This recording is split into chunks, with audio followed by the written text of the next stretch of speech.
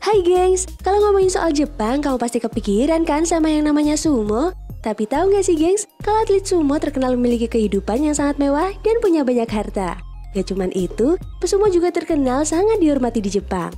Eits, di balik kehidupan yang terlihat menyenangkan itu, hidup pesumo ternyata jauh dari kata mudah loh gengs. Dilansir dari BBC, menjadi pesumo sangatlah berat. Mulai dari nggak boleh sarapan, tinggal di kandang kuda, bahkan nggak boleh pakai ponsel.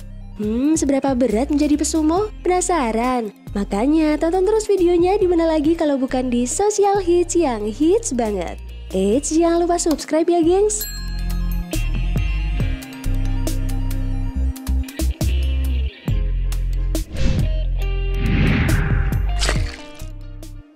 Makanan harus diatur.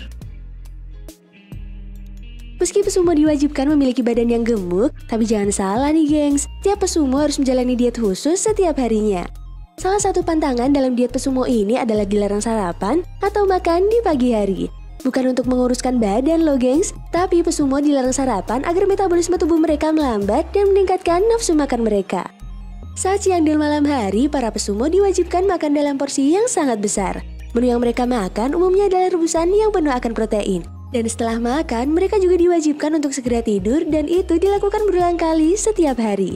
Jadi tak heran ya gengs kalau tubuh mereka jadinya gemuk banget.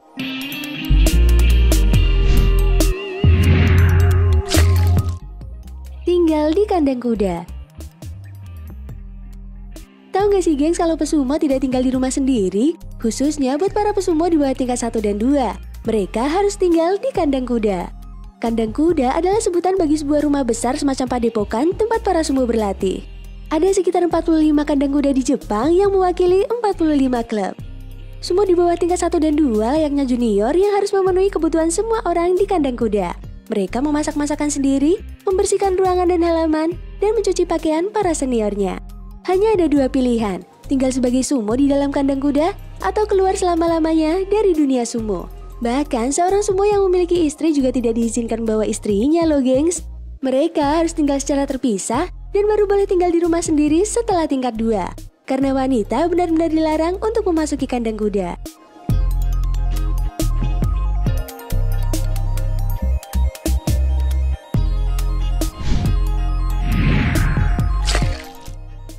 Tidak selalu orang Jepang. Meski olahraga sumo identik dengan Jepang, tapi tahu nggak sih gengs kalau pesumo itu nggak hanya orang Jepang? Bahkan kebanyakan atlet sumo saat ini bukan keturunan Jepang. Atlet sumo di Jepang justru didominasi oleh para keturunan Mongolia. Para atlet sumo ini tetap memakai pakaian adat Jepang lengkap dengan atasan yang berdesain seperti pakaian samurai. Dan orang yang berasal dari luar Jepang dan Mongolia tentu boleh mengikuti olahraga ini. Tapi nih gengs, masing-masing kandang kuda hanya boleh memiliki satu atlet yang berasal dari luar negeri.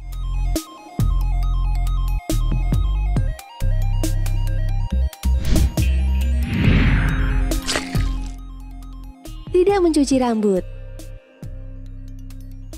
Kalau kamu perhatikan, pesumo biasanya tampil dengan rambut panjang terikat dan nampak mengkilap. Tapi tahu nggak sih gengs, kalau pesumo dilarang untuk mencuci rambutnya setiap hari? Pesumo hanya diperbolehkan untuk keramas beberapa minggu sekali saja. Dan untuk terlihat mengkilap dan wangi, mereka hanya mengolesi rambutnya dengan minyak binsuke. Waduh, apa nggak gatel ya gengs?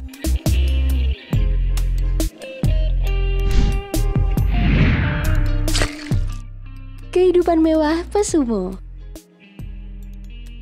Menjadi atlet sumo profesional memang memiliki kehidupan yang sangat mewah nih gengs. Tapi nyatanya pesumo dengan tingkatan yang masih rendah memiliki kehidupan yang sangat tidak layak.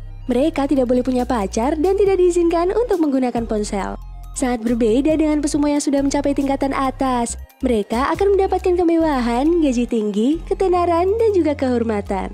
Dan untuk soal gaji nih gengs, berikut gaji yang diterima oleh para pesumo sesuai tingkatannya.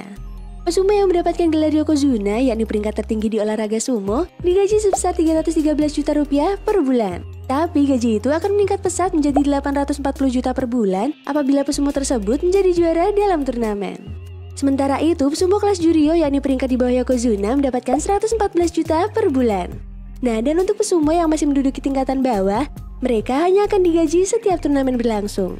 Dan turnamen sumo ini sendiri diadakan 6 kali dalam setahun.